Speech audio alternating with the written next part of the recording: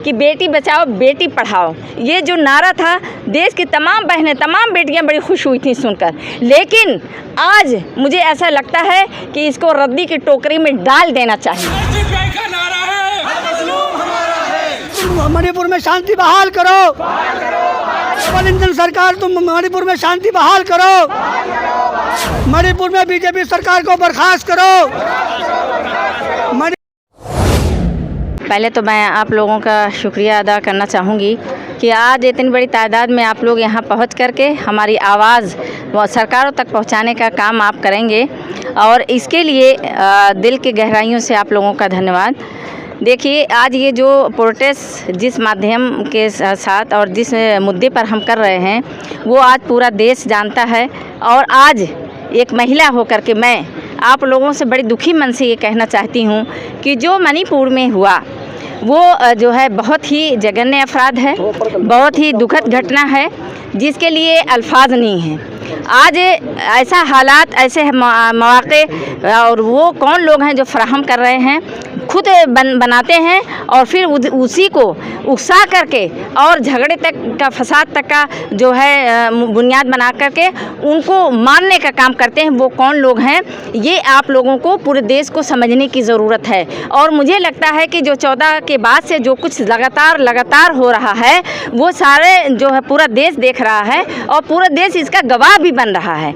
उन 2 महिलाओं को जो परेड जिस तरीके से कराई गई और बढ़ाना करके जिस तरीके से उनको मारा पीटा घसीटा गया, और फिर उसके बाद जो सामूहिक बलात्कार किए गए, ये एक महिला जो है बर्दाश्त नहीं कर सकती। और मैं आज इतना दुखी मन से इस बात को कह रही हूँ, मुझे बिल्कुल अच्छा इस बात को कहने में नहीं लग रहा है। मेरे सिवाय इस बात को जब मैं कहती हूँ तो मुझे रोना आता है।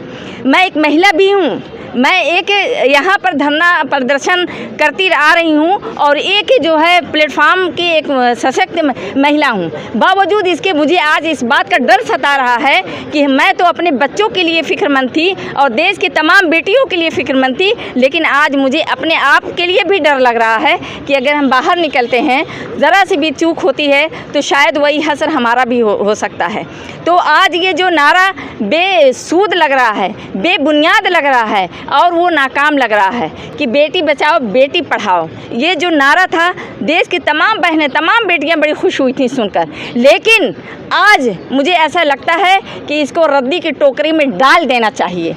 ये सिर्फ जुमला और जुमलेबाजी तक रह गया है, इसका कोई वैल्यू, कोई इमेज, कोई वजूद इसका नहीं है। और सरकार 2 महीना 2.5 महीना तक मणिपुर जलता रहा, लेकिन वो शेर सपाटा में साहब लगे हुए हैं, उनको अपनी फ़िक्र नहीं देश कहाँ जा रहा है, किस तरफ जा रहा है। और जो यहाँ पर जो है दुर्गा के सामान मानते हैं, पूजने के सामान मानते हैं, लेकिन बावजूद उनका आज ये हश्र हो रहा है। मैं तो ये सोच करके और ये देखकर घबरा रही हूँ, इतना परेशान हूँ। देश की तमाम महिलाएं परेशान हैं जिन पे ये घटना घटी है। बताइए इस वक्त उनका दर्द क्या होगा, वो समझ सकती है। उनका दर्द और उनका दुख कौन बांटेगा? और उनके जितने मंत्रिमंडल हैं, महिलाएँ हैं, क्यों चुप्पी साधे हैं? दूसरों के लिए फ़ौरन FIR वो मांगती हैं कि आप जो है फ़ौरन यहाँ से बर्खास्त हों और फ़ौरन निष्कासित इनको किया जाना चाहिए। लेकिन आज एनबीरेन सिंह के जो इतना जघन्य अपराध किया है उसकी मौजूदगी में क्या उसको पता नहीं था?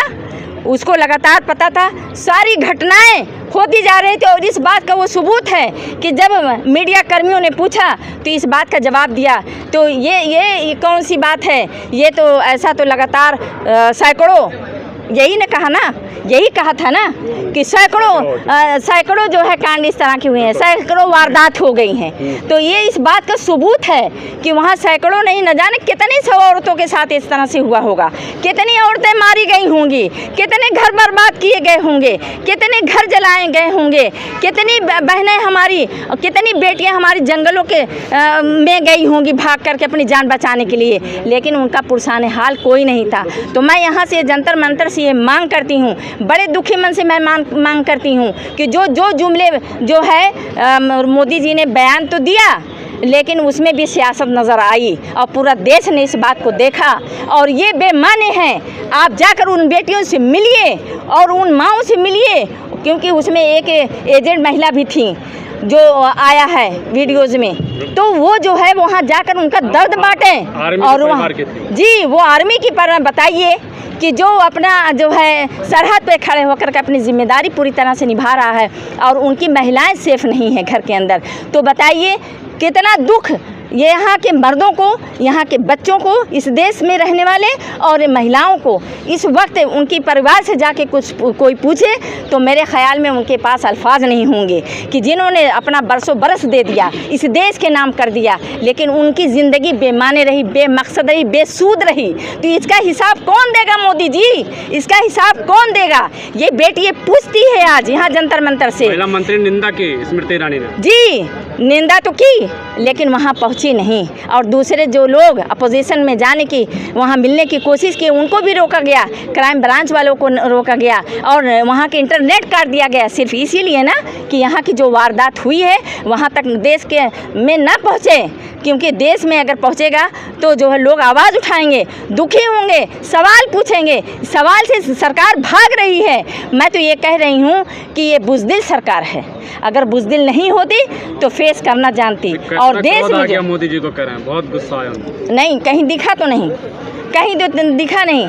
अगर दिखता तो तुरंत एक्शन होता वहाँ पर और एन बीरेन सिंह का इस्तीफ़ा अब तक ले लिया गया होता, लेकिन अभी तक वो अपनी बना हुआ अपनी सत्ता पद पर क्यों बना हुआ है।